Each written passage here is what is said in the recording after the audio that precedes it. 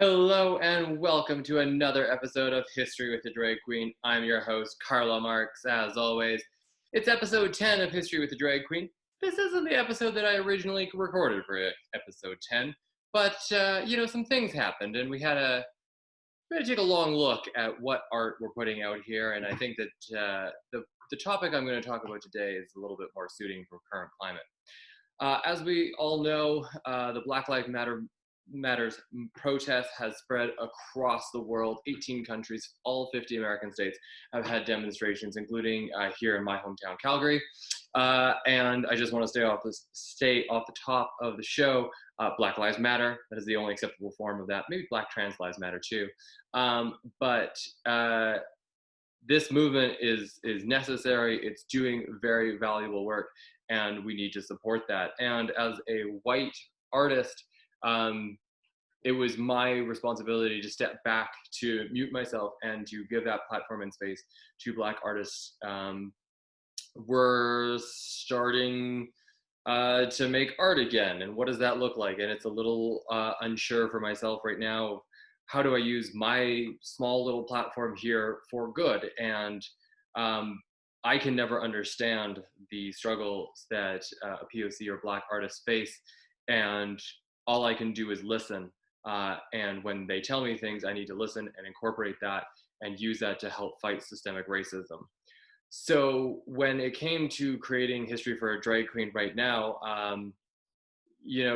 teaching you about gunpowder and European warfare seemed a little bit trite. It didn't quite seem to fit the mood and the necessary work that Black artists are doing and how I could support.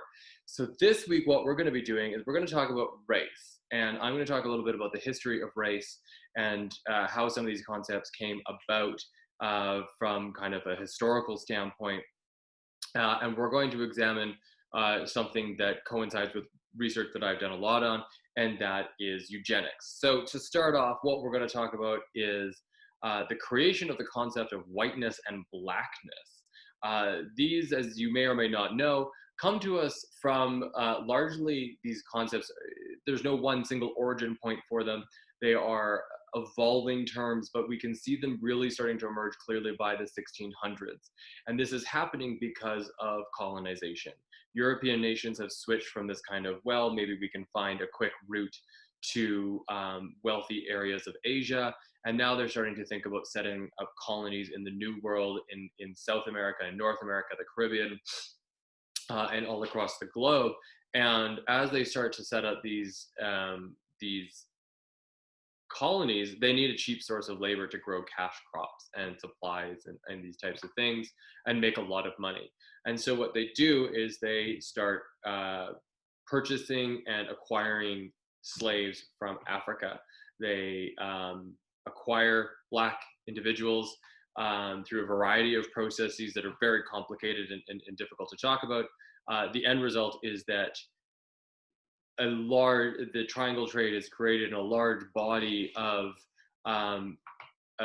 African citizens are forcibly taken from their homeland and put in other locations because of colonial powers. And this requires some sort of justification. And these European powers need to come up with a way of saying that this is okay. This is the creation of the concept of blackness that is inferior to a concept of whiteness. Before this, you hear of Europeans talking about themselves as Dutch, as Moldovan, as Saxons or Britons or French. But the idea of, well, we're all united as whiteness only comes as a later justification for why are they able to engage in this. These are human beings. Why are you able to take away their rights? Well, because they're quote unquote lesser in their eyes. And so that's really where these concepts come from. Then they start going on a large evolutionary process, and they become ingrained more and more in social codes, and our society, the society of the time, builds around these inequalities that are established for exploitation and for basically profit.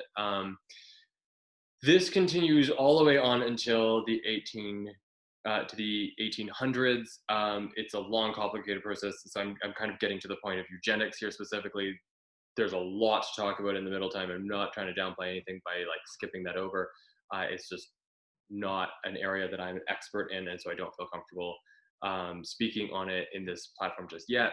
Um, when we get to the later part of the 19th century, so in 1881 is when we see the term eugenics first pop up. It comes to us from Britain, from a naturalist and mathematician, Francis Galton, and he was working with a leading American scientist, Charles Davenport, and together the two of them create the term eugenics, and they define it as the science of the improvement of the human race through better breeding. Gross.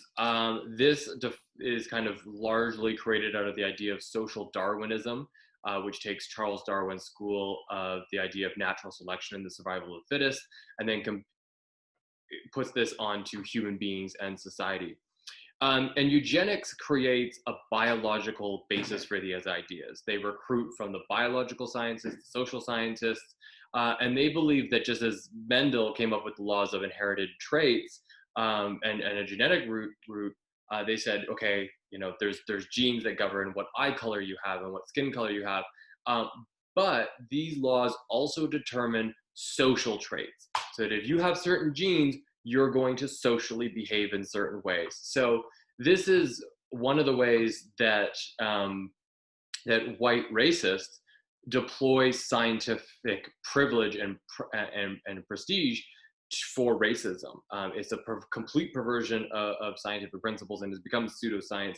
Eugenics creates a pseudo-biological basis for these, and they enshrine the idea of race for human races, which strictly speaking from a biological standpoint, there isn't human races. There's one human race. If there was different races, we couldn't have babies, from someone from Africa and someone from Asia couldn't get together and have a child. They can. There's one human race. Race is a social construct and is changing, evolving over time. It was created by humans. It will die by humans. The eugenicists, though, basically what they do is they kind of take this prestige of the man in the white lab coat and they apply this to this social stigma and kind of this danger of racism, and they kind of give it a professional veneer. I think the last time we went to a medical office and a guy, a person in a lab coat says, this is what's wrong with you. And they hand you a bottle of pills and you say, okay, I trust that. And you take it. Well, they co-opted that sense of trust in experts. And eugenicists use that position of authority to justify race and racism. And this explodes in the United States. Many of the major kind of humanitarian organizations of the day, the Carnegie and Rockefeller Foundations, both contribute massively to the creation of the Eugenics Records Office. And they bring together professionals from all different walks of life: biologists, geneticists, engineers, social workers, psychologists, sociologists. They all wanted to create new rational planning for society based on eugenics, and the idea of biological manipulation would create this end. Eugenics in America pursued two main policies. First, it sponsored research to investigate how social traits are transmitted through genes, especially focused on undesirable ones.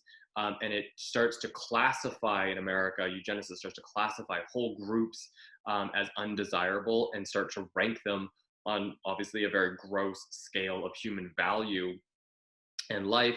Second, in America, eugenicists created biological solutions to social problems and start to lobby for their implementation. So this is rampant in early anthropological fieldwork and psychological testing. And it basically starts from this predetermined thesis that white people are superior to all of the races, and then they try to work backwards to prove themselves correct, which is terrible science. And this was a major preoccupation of eugenicists, and this affects a lot of our early understandings of mental health as well. Eugenicists were preoccupied with the concept of feeble-mindedness, or what people they labeled in. These are their terms: idiots, imbeciles, and morons. And these terms become socially prevalent based on eugenicists, and kind of this idea that there's low intelligence and immorality and crime are all related to each other, that if crime is committed, it is because of biological characteristics, not social ones. They saw crime as a biological failing, not a social issue.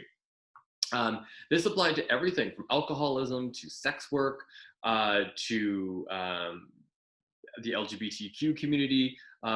All of these social ills were ascribed to biology and were given biological solutions as well, particularly with the idea of degeneracy.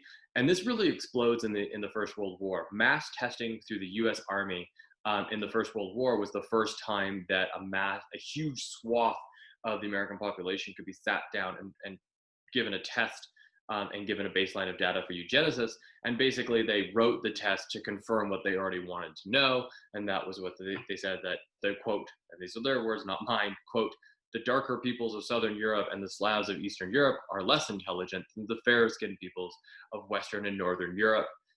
And then they said, taken in this light, other races were not just inferior, but potentially criminal as well. This is leading to the criminalization of races. The idea that, well, someone in this race is committing crime, ignoring their social circumstances, and then transposing that onto an entire race. They're criminalizing races, and it comes from eugenics and eugenicists. German eugenicists paralleled the United States up until the First World War, and then things start to change, and it changes largely because of politics. After the First World War, the Germans began to move away from what we call positive eugenics, and that's the idea of promoting births from desirable populations, to negative eugenics, removal of undesirable populations from a community. And fears of degeneracy began to dominate in Germany. They feared what they called the Slavization of Germany from the East. And the Weimar politics in between the Nazis and the First World War proved to be kind of a El Dorado, an exploration ground for this. And there was a huge public and political debate over eugenics principles. And it really allows this to kind of milieu to develop in Germany and then later be exploited by the Nazis. This isn't the end of eugenics in North America. It continues on for a long time, much longer than it should have. But it starts to fall out of favor once the Second World War happens, and certainly after the crimes and horrors of the Holocaust are discussed. And so that's it. That's the end of the eugenics movement. No, actually, it wasn't. In many places, this morphed and continued on to shape our discussions around public health. Alberta is no exception. It is widely known about the eugenics laws that stayed in Alberta until the 1960s and 70s about forced sterilization. These ideas still shape our perception of race and health and how we approach these problems. It's important to understand just how there hasn't been really this real overhaul and recognition of the kind of eugenics past of a lot of the concepts of race that continue to affect the way that the system approaches this. And so this is kind of one of the ways that I think that as a historian of this era, I can talk about when we say fighting systemic racism, we have to look at more than just the police and their deplorable reaction to what's going on. Hashtag defund the police. But we need to look at, responding in other ways with our public health system and mental health as well, to respond in a more humane way. But these services too are not immune. While the police is a violent, oppressive institution in our current society, and these crimes are being well documented and rightly so, the idea of, well, we'll just switch to this other system, that system too needs to be taken apart and dismantled and listened to all voices and then put back together in a way that doesn't reestablish white privilege of race. So it's not a cheerful history with the drag queen this week, but it's the one that we need to talk about. So this has been episode 10 of History with the Drag Queen with me, Karla Marks.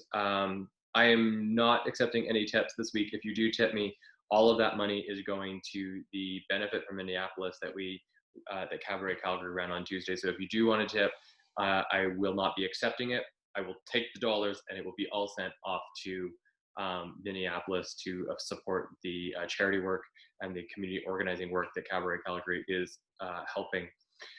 I will be back with History with a Drag Queen. We might be a little bit more irregular because I'm responding to the situations around us, and I will be trying to use this platform less as an escape and more as a platform to inform.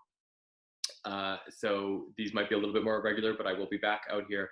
Thank you so much for watching and listening. Thank you so much to people who have financially contributed to keeping me out here and doing my thing. Martin Jones, Tracy, y'all have been really wonderful. And of course, Cheryl Cooper, thank you so much for your donations. And thank you so much for supporting anti-racism as well.